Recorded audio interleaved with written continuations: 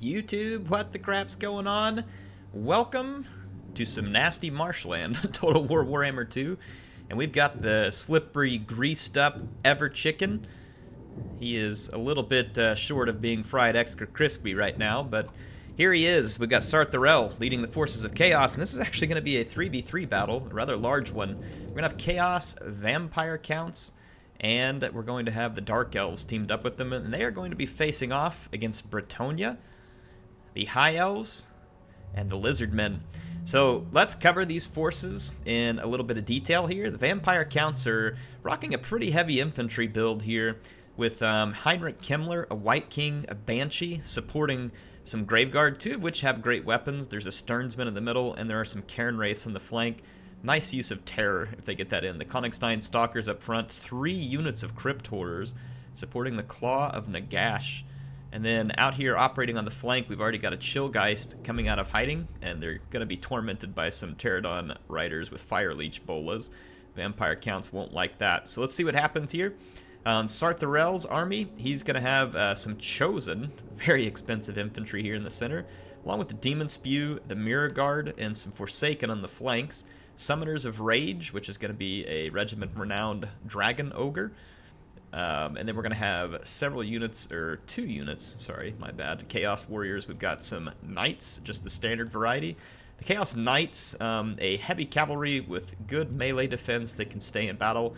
Got a Chaos Giant here too, and then on the far side here with the Dark Elves, this is Harganeth, and they're going to be led by a Dreadlord. There's a Dark Sorceress. Their Dreadlord is in the air here. 2 Feral Manticores, interesting pick. A Charybdis, right now guarding a couple of Reaper Bolt Throwers, 2 Executioners, and then several Dark Shards, in front of which are some Dread Spears, but a couple of key units here. These Black Guard of Nagaron, going to be some tough infantry. Bretonnia is rocking a mostly cavalry army, if not all cavalry army, so very Bretonnia of them.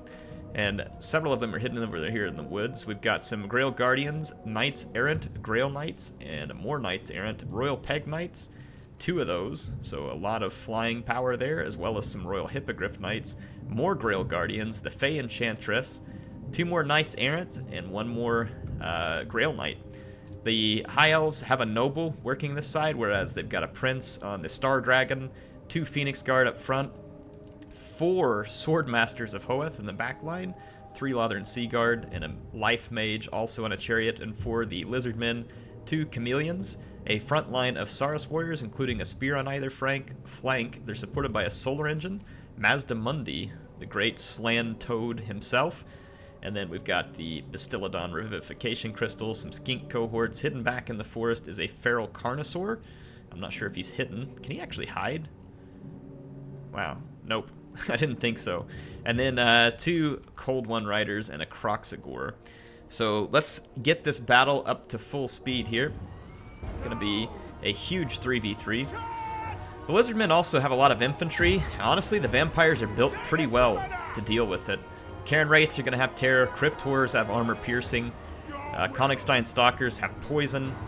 Nice support here from the Marauder Horsemen to help out the Vampires. And then the White King and the Banshee are going to really help out with leadership. They're also going to help keep Kemmler alive. So yeah, I think the Vampires are going to be a tough match, and killing a Chillgeist and a Blood Knight is going to be a difficult task for the Lizard Men.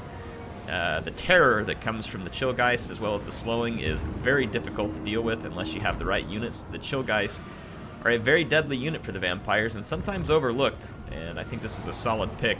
So you're going to see right off the bat an engagement between the Lizards and the Vampires. Now, the Lizards would do well against low armor Vampire units, but some of the Vampire units are going to have nice specialties here. You see that Chaos being attacked by the Noble. And then you can see Bretonnia over here just still kind of biding their time on the flanks, wanting to get a piece of the Dark Elves. The Dark Elves firing from range. They need to switch their bolts over to the armor-piercing anti-large bolts rather than the anti-infantry bolts there. Chaos really just going all in for the High Elves here. I don't know that they have the tools it's going to take to actually bring the High Elves down, but that was a nice Golden Hounds of Genna, I think it is. Very nice one by Sartharel, in fact. Dealing some significant damage in the middle of the elf lines. Wow. That was a fantastic Hounds, actually. Look at the damage done there. Sulphur, though, just diving straight in here, and a missed breath attack actually kills some of his own units here for the high elf player. And yeah, the vampires right now overmatching the lizardmen pretty significantly. There's a banishment that comes in and gets a bunch of kills. It's followed up by a ruination of cities. So a lot of damage done to vampire infantry, but not enough. Krell is back here chasing some Bastillodons, but I don't think a Bastillodon is really... I mean, Krell is armor-piercing and anti-large, but I don't think a Bastillodon is going to be a great target for him. It's going to deal him a lot of damage in return. So Krell is getting dealt with, and he's going to be dead. Kimmler's getting knocked around by another Bastillodon back here, but Kimmler is not so easy to kill. And he's also got the Claw of Nagash up here, which as long as it's in combat is going to be doing some tremendous damage. You can see on the flanks that the Blood Knights just dishing it out over here. They've already got an XP chevron. It's going to be a gruesome fight. The Chillgeist also picked up a lot of kills. That is going to be a terrifying unit, literally, here. The High Elves holding up pretty admirably. These Chosen actually doing fairly well at the moment. They'll do really good against Lothern Seaguard.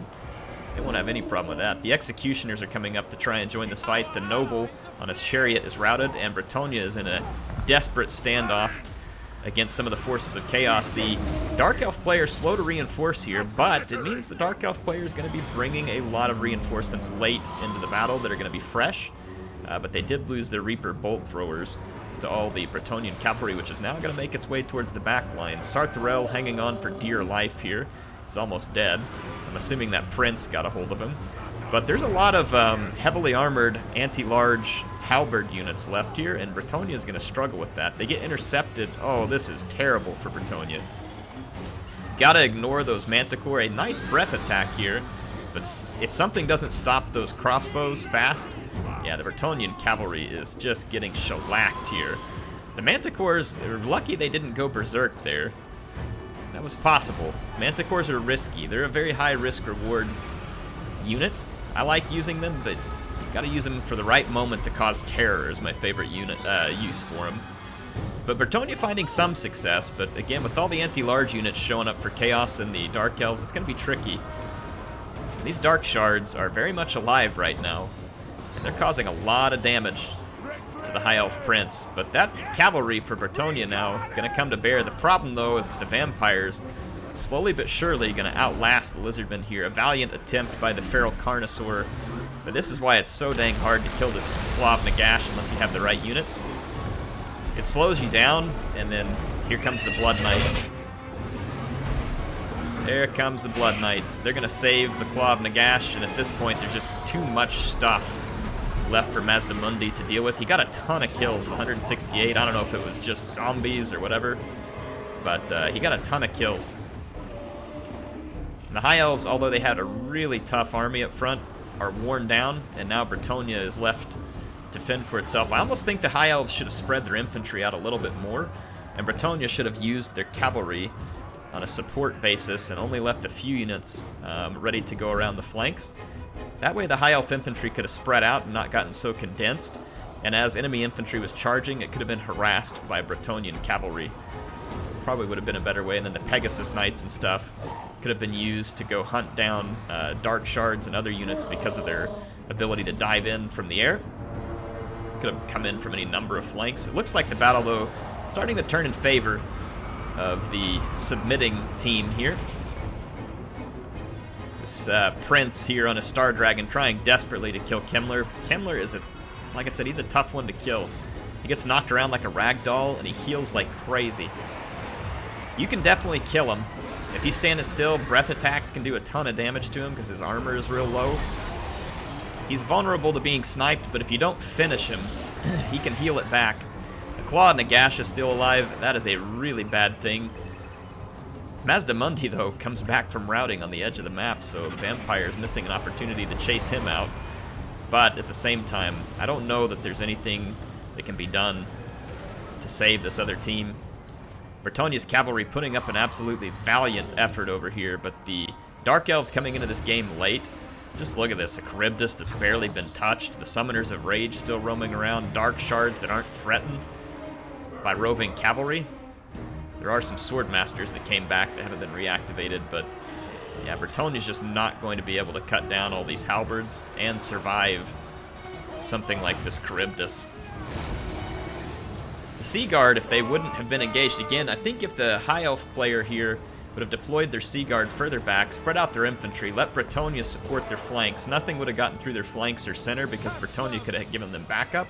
The Sea Guard then could have sat back from a distance and squared off with the Dark Shards fairly well. And with the Dark Shards being able to be neutralized, that would have left the Royal Pegasus Knights and the Hippogriff Knights to do some damage to key targets.